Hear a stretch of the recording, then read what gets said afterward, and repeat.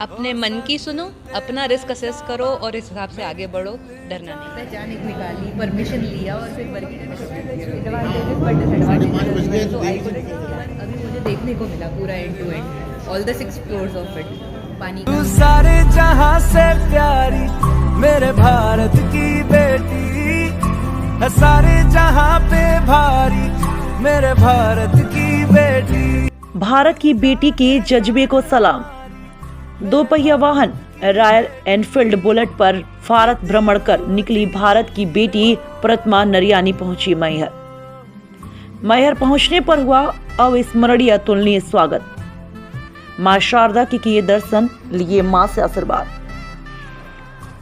भारत भूमि के गुजरात अंचल के छोटे से कस्बे में जन्मी प्रतिमा नरियानी, जिन्होंने पुणे महाराष्ट्र में आईटी की शिक्षा ग्रहण की है, 31 जनवरी 2022 से भारत भ्रमण पर निकली हैं।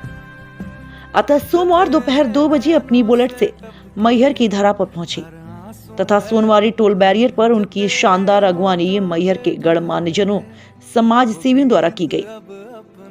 टोल बैरियर से चलकर नगर की वरिष्ठ महिला समाज सेवी व भारतीय सिंधु सभा महिला शाखा के अध्यक्ष श्रीमती सुषमा कलवानी जी के गृह निवास पर पहुंची, जहां पर मौजूद वरिष्ठ जनों, युवा समाज सेवियों ने फूल गुलदस्ते भेंट कर उनका स्वागत किया।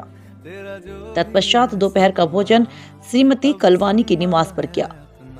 तय समय अनुसार प्रतिमा नरियानी का सायं 4 बजे नगर की सिंध धर्मशाला पहुंचे, जहां पर भगवान झूलेलाल जी की आरती पूजा कर भगवान से आशीर्वाद मांगा। तत्पश्चात तमाम वरिष्ठ जनों, समाज सेवियों, युवाओं, माताओं, बहनों ने उनका फूल मालाओं व गुलदस्तों, साल व माता की चुनरी उड़ाकर सम्मान किया। आज मैहर में खुद को पाकर परिवार जैसा महसूस करने वाली भारत की बेटी का ऐतिहासिक यादगार सम्मान किया गया। सम्मान कार्यक्रम के बाद प्रतिमा नरियानी ने सायंकालीन 6 बजे मां शारदा के दरबार में हाजिरी लगाई और भारत देश की खुशहाली के लिए माता से अरदास कर प्रार्थना अर्जी लगाई। सम्मान कार्यक्रम में सिंधी समाज के वरिष्ठ नागरिक सिंधु रत्न भाई बलराम जग्यासी, पूज्य सिंधी पंचायत मैहर के संरक्षक बाबा उद्धव दास माधवानी, पूज्य सिंधी पंचायत के अध्यक्ष महेश दरियानी, वरिष्ठ भाजपा नेता सनत गौतम, वरिष्ठ समाज सेवी बक्साराम गंगवानी, मोहन गोकलानी, ईश्वर हिरानी, साधु राम गंगवानी, संजय जादवानी आदि लोग उपस्थित रहे। साथ ही साथ मैहर के संरक्षक राजकुमार गंगवानी, सिंधु युवा मंडल के अध्यक्ष प्रकाश दरियानी, वंशिका आहूजा, तनुजा दरियानी सहित नगर के तमाम नागरिक शामिल रहे। भारत भ्रमण के लिए निकली प्रतिमा नरियानी रात्रि विश्राम मैहर पर आज सुबह मैहर से नागौद, पन्ना, खजुराहो होते हुए भगवान श्री राम जी की आस्था स्थली ओरछा पहुंचेंगे तथा वहां से अगले रूट को तय करते हुए झांसी, ग्वालियर, भिंड, मुरैना, आगरा होते हुए होली पर्व मथुरा वृंदावन में मनाएंगी। कार्यक्रम का संचालन भारतीय सिंधु सभा युवा शाखा के महामंत्री सुशील खेड़पाल ने किया। आज आप मैहर पहुंचे हैं बुलेट लेकर। हाँ जी, अकेली। हाँ जी। क्या मोटो लेकर निकली है?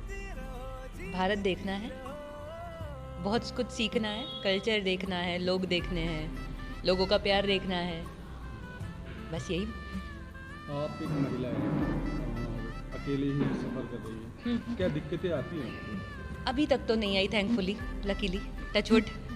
आगे आएंगी तो देखा जाएगा। हो सकता है बाइक की दिक्कत है, हो सकता है स्टे ऑप्शंस की दिक्कत है, बट क्योंकि मैं महिला हूँ और कुछ जगहों पे जा रही हूँ तो मैं उस हिसाब से ही प्लान करती हूँ, मेरा रिस्क असेस करके प्लान करती हूँ मैं। जैसे एक सीधी सादी बात है कि आई टिपिकली डोंट प्रेफर कि मैं सनसेट के बाद कहीं चलाऊँ। सनसेट से वेल बिफोर सनसेट मैं पहुँच जाती हूँ किसी जगह पे और फिर मेरा होटल स्टे, धर्मशाला जो भी है वो मैं ढूंढ लेती हूँ पहले से। सो एक वो रिस्क कवर हो जाता है। बाइक कहीं ख़राब हुई, कुछ हुआ, वो होगा तब देखेंगे, बट थैंकफुली अभी तक तो नहीं हुआ क्योंकि रेगुलर मेंटेनेंस, सर्विसिंग सब I keep it handy. Basic maintenance मुझे भी आता है, पर देखते हैं आगे कुछ तकलीफ आई तो बताएंगे आपको। अभी कितने किलोमीटर के आप सफ़र तय कर चुकी हैं और कितने किलोमीटर तक करनी है? देखो, पूरा भारत भ्रमण करना है तो कितने किलोमीटर होगा मुझे कोई आइडिया नहीं है। 30-50 हज़ार किलोमीटर हो जाएगा शायद, पता नहीं। अभी तक हुआ है वो करीब 3,000 किलोमीटर हुआ है। कितने दिन से सफ़र कर रही हैं? आई स्टार्टेड ऑन 31 जनवरी, तो a little more than 3 weeks।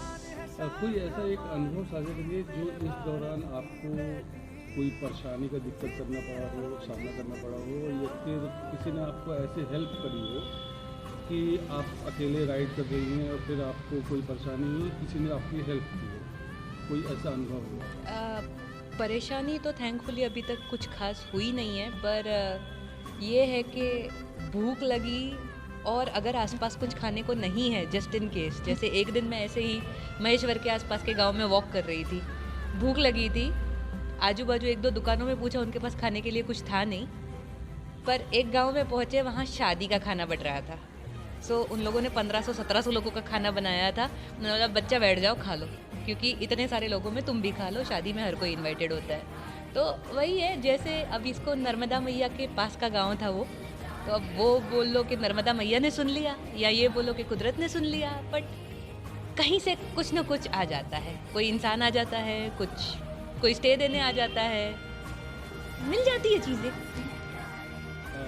Girls होने के नाते गर्ल्स को क्या संदेश देंगे? अपने मन की सुनो, अपना रिस्क असेस करो और इस हिसाब से आगे बढ़ो, डरना नहीं। Thank you. Thank you so much.